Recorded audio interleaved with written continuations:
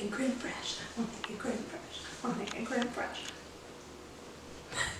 Hey guys, welcome back to my channel, Things Tina Does. Today we're making creme fraiche. And you said, creme what?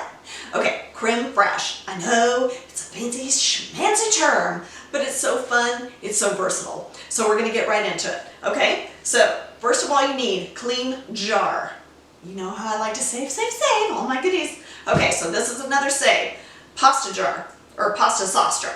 Okay, clean it in the dishwasher. I took the label off, you know, so it's nice and pristine. Just for you. Look at there.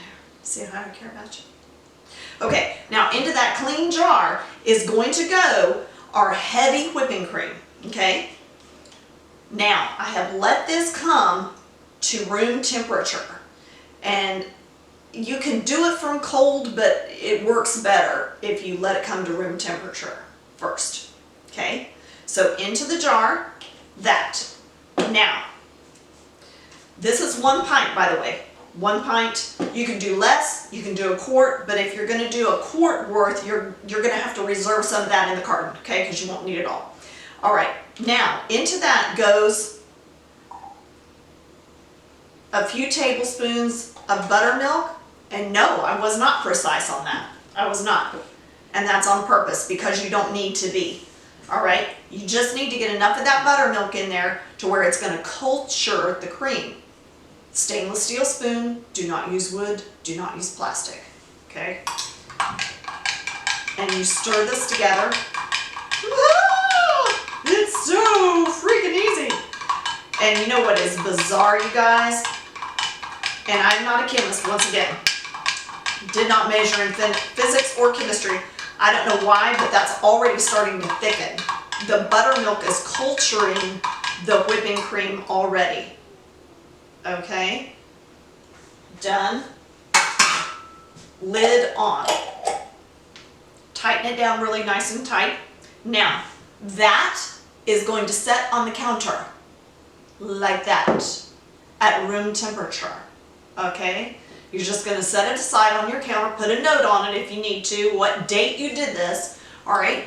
And it's going to sit on your counter and proof for, depending on how warm your house is and a lot of times what season of the year it is. In the summertime, this proofs faster than in the wintertime. So anywhere from 2 to 4 days. You check it, right? And when it is nice and thick, I mean thick like sour cream or even thicker, then it's ready. Then you put it in your refrigerator and don't disturb it, and it will last literally a couple of months, okay? I know that sounds weird, but it will. All right, now when it is ready, and I have one here for you, yes I do. To know that it is ready is when it's like this. Ha, ready. Okay, so now we're going to pull this out into our bowl. Look at that, you guys. Oh my word. I know, I get so excited about stuff like this. You know, I love science projects. Whenever my kids would come home from school, you know, and they needed to do a science project, I was like, okay, can I help? Can I help? Okay, we'll get this, we'll get that, and yes, let mommy help. Okay, but it is. To me, it's like a science project, and it's just so much fun to watch what happens with this stuff. All right, now, you pull out of your jar however much you feel like you're going to need for whatever purpose you're using it for. Now, if you were going to use this for, let's say, you know, a lovely little salad, right?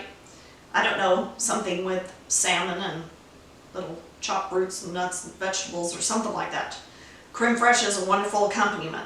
Okay, you can use it pretty much any time that you would use sour cream. So it's going to taste a little different than sour cream, and it's going to elevate anything that you use it for to another level. All right, so that's what it looks like here. Now, from this spot, from this place right here, you can spoon it out into a bowl and just use it as is, or you can sweeten it. Today we're going to sweeten it, and I'm going to use a little bit of coconut sugar, all right? Now this is where, once again, no, I'm not using a measuring spoon. This is absolutely to taste. So if you want a tiny bit of sweetness to it, do that. If you want a little bit heavier sweetness to it, do that. Also, you can use any kind of sugar, granulated, powdered. I wouldn't use something like honey unless you're okay with that thinning down your creme fraiche. Okay, so right from there, you're just gonna whisk this in. You can also whip it. You can put it in your mixer bowl and go to it with the whisk attachment. Now, I've got my coconut sugar incorporated, and that's all that I'm going to put in this. I'm not putting any other flavorings in this because I want that beautiful tanginess of the creme fraiche to come through. All right? So from here, we're going to take our scones, and if you haven't seen that video, guys, you've got to check that video out on the channel. Scones, both with regular flour and also the gluten-free scones, which is an original recipe for Things Tina Does. Please check that out. So, and I have one of those right here, and I'm going to taste this with it. Oh, I'm so excited. Look how satiny that is, you guys. Look how beautiful. Satiny smooth. Just a dollop.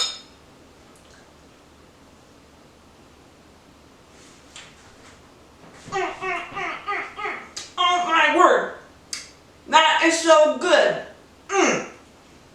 You guys, I'm telling you, the tanginess of that subtle tanginess, but it's so satiny smooth on the palate as well. That beautiful lightness. Wow, that just elevates this to a nice special treat that you don't have all the time. Okay? Seriously, you gotta try this out and let me know. Put me a comment out there. Give us a like. Hit that notification bell so that you can get all of our videos that we're uploading every week, okay? And check us out on the Facebook. Yeah.